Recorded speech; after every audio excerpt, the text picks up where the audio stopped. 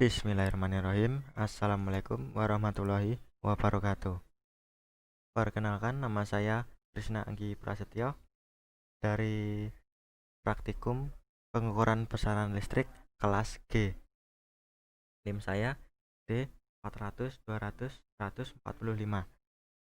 Di sini saya akan menjelaskan tentang cara kerja dari rangkaian jembatan Wheatstone. Apa toh cara kerja dari rangkaian jembatan Wheatstone? Yaitu untuk mengukur daya elektronika yang mengukur nilai kuantitas resistensi yang tidak diketahui.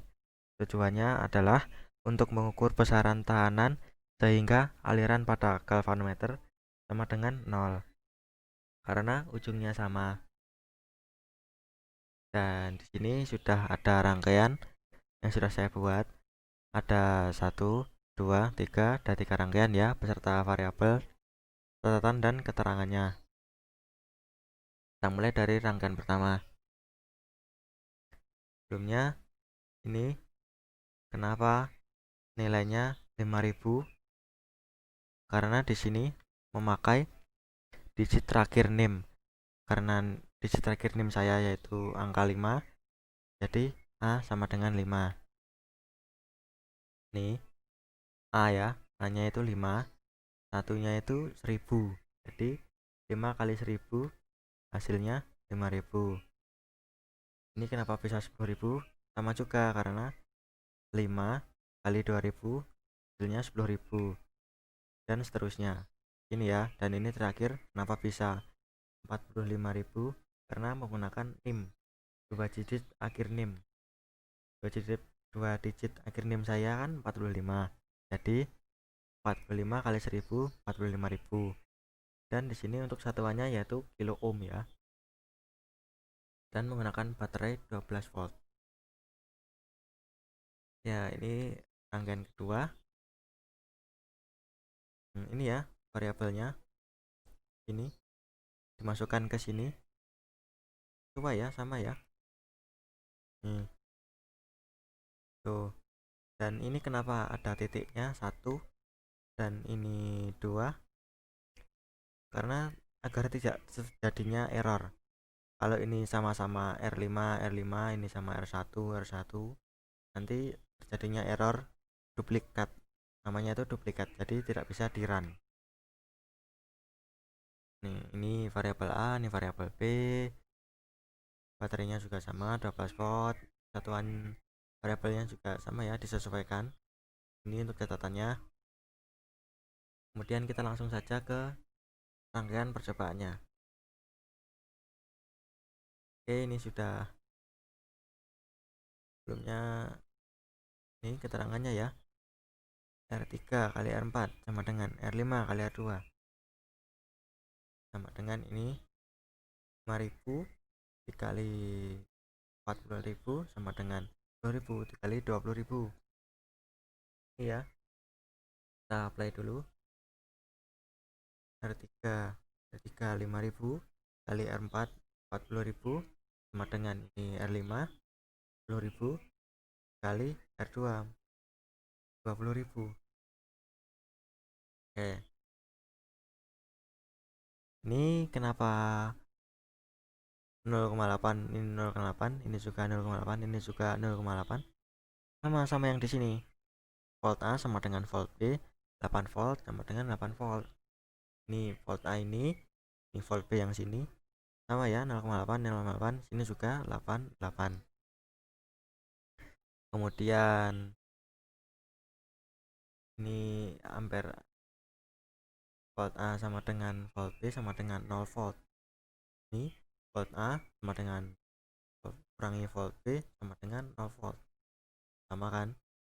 Nah, kemudian langsung yang ini nih 0,8 ampere kurangi 0,8 ampere sama dengan 0. Ya, ini harusnya ini 0 ya. Tapi karena terjadi kebocoran sangat kecil, jadi hasilnya nilainya itu menunjukkan angka 2. Enggak apa-apa lah. Karena kebocorannya sangat kecil, kita anggap saja ini 0. Dan selanjutnya Apa yang terjadi jika R3 kali R4 tidak sama dengan R5 kali R1? Jika hasil perkalian tidak sama, pastinya hasilnya juga berbeda.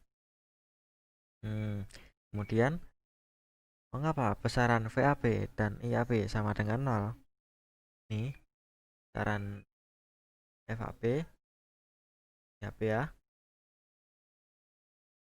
IAB ini, VAB dan IAB sama dengan 0 karena nilai VAB didapat dari volt A min volt B sama dengan 0, sehingga hasil besaran VAB sama dengan 0 volt, sedangkan nilai dari IAB didapat dari IAB min IAA. Maaf, terbalik, didapat dari IA min IB sama dengan 0 ampere, sehingga hasilnya besarannya IAB sama dengan 0 ampere. Nih, kurang lebih seperti itu.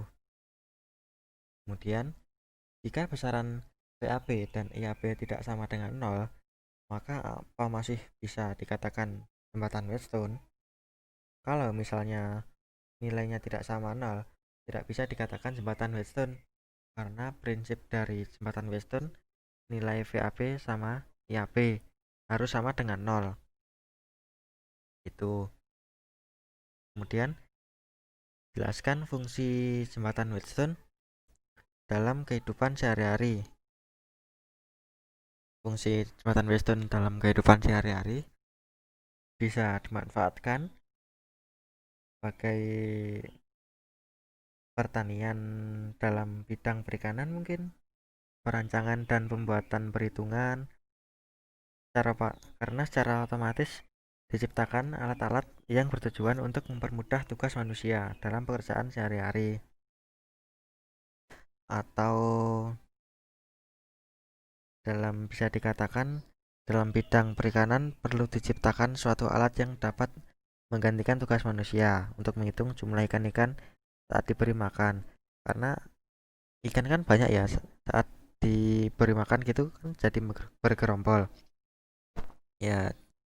Dari situ agar kita tahu dan juga bisa membaca agar bisa menjaga jumlah ikan-ikan dalam jumlah yang banyak, sehingga tugas manusia dapat digantikan oleh alat ini juga dapat mempercepat proses perhitungan ikan.